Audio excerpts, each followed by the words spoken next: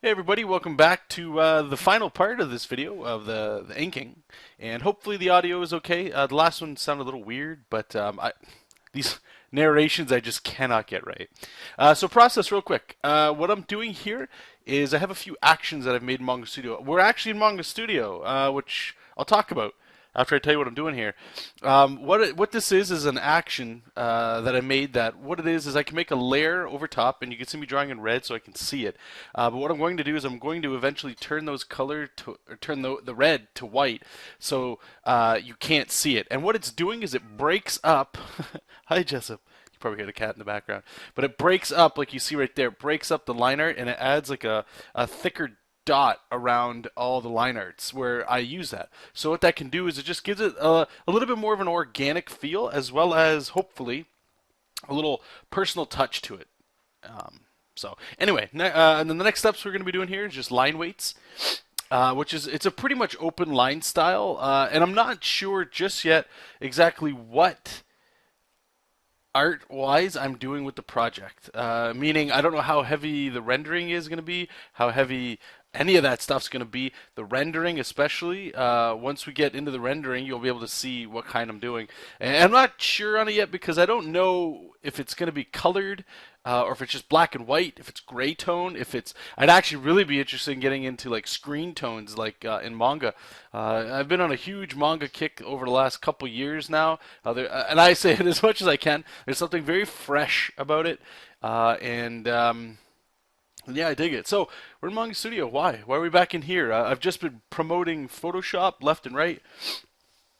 So the main reason I'm in here is I do find personally that yes, the line quality that you can get feels like you don't have to work as hard to get a better line, and that's it. The actions part that I fell in love with in Photoshop, I know Manga Studio had, but being able to, I literally spent about 2, maybe 3 hours just noodling and copying over a lot of the files or the settings and modes that I had in the actions in Photoshop into Manga Studio. So there's a lot of things in there. I'll probably talk about them in another video. I don't want to. I don't think it's really too appropriate to talk about it now because this video is a little short. But the overall feel of coming back in Manga Studio, it does feel like Photoshop. A lot of the inking is the same. For some reason, I felt like the brushes felt different this time. Maybe just because I've been away from them for a while. I'm not too sure. But the workflow is, pretty much just copied over from how I would do this in Photoshop and all that good stuff there. So there's a lot of cosmetic work that ends up happening. Actually, this file crashed while I was running one of the scripts or one of the actions, and you'll probably see it crash here as well. And then I paused the video and start it back up, and I had to redraw some things. You saw me working on the shoulder there. It just the anatomy was just really effed up that I couldn't not see it from our first video of doing the tight line art, or I really shouldn't have let that fly because I ended up having to do quite a bit of work here. I'm not sure if I've done it yet, but we will get to it. Where I think I actually paused the video because I'm like, this just isn't working. His arm is too far out. That's wrapped around this rock, and it's horrible. The anatomy gets messed up. It's a focal point that to me is a glaring issue. Like I can see it right there. It's like a gorilla arm, and it's just the guy's a big dude, but come on, like it's a little the anatomy's just a little wonky. That's all, and I couldn't stop seeing it once I saw it. So I ended up just having to fix that.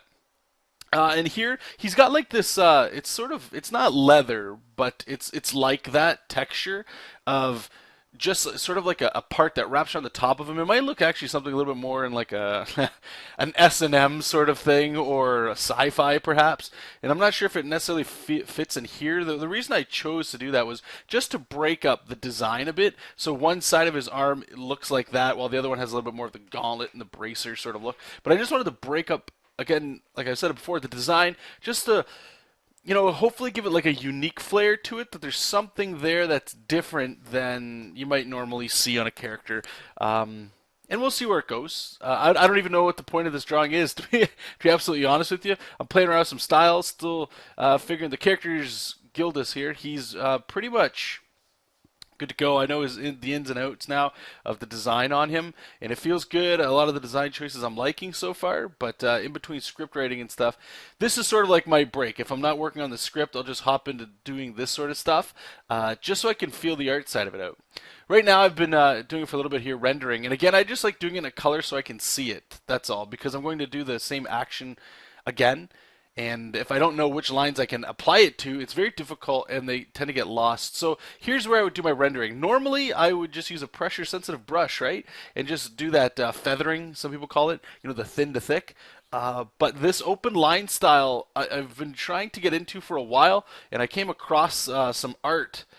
Then I've been doing some art on the side where this style is sort of just like this. And it's refreshing because it's pretty quick. You got to know what you're doing, where you're putting these lines and stuff. If you don't put enough, it can look boring in places. If you don't, or if you add too much, it just gets lost. And there's this balance that's in between there. And I think I going forward, I'll definitely push the line weights a little bit more because I do think it's a little flat. The line weights on him and this rock that he's on are the same. That's not good. It should pop more, right? Like he should probably have more shadow on him, or this rocky thing should have more line weights and chips and stuff like that put in there. And that's just good to know going forward, and you don't get lost in that sort of stuff. But like I've been saying, it's better to get it done than to worry about it being perfect, right? There's only so much time in the day. So it's about to crash here. I'm just going to change the colors. Oh, sorry. So so what I'm doing here is the exact same thing I did before, except when I was doing this before it was in red. But I've already got the line art red, so now we're doing it blue, again, just so I can see it. I'm going to run the script, and I believe it crashes, so I'm not sure exactly what's going to happen here where the video kind of jumps around on us. But see, there we go. Okay, so yeah, I was doing some practice playing around with that setting that you guys saw, and what I needed was a little bit more of an organic feel to see if it worked on a gun. So I pulled that from Google SketchUp. So anyway, I hope you guys enjoyed it. There'll be more videos coming soon to this stuff. Leave comments below like usual. I really do appreciate it. Thanks for sharing and watching, and keep reading comics, keep making comics, and I'll see you guys very soon. Bye-bye.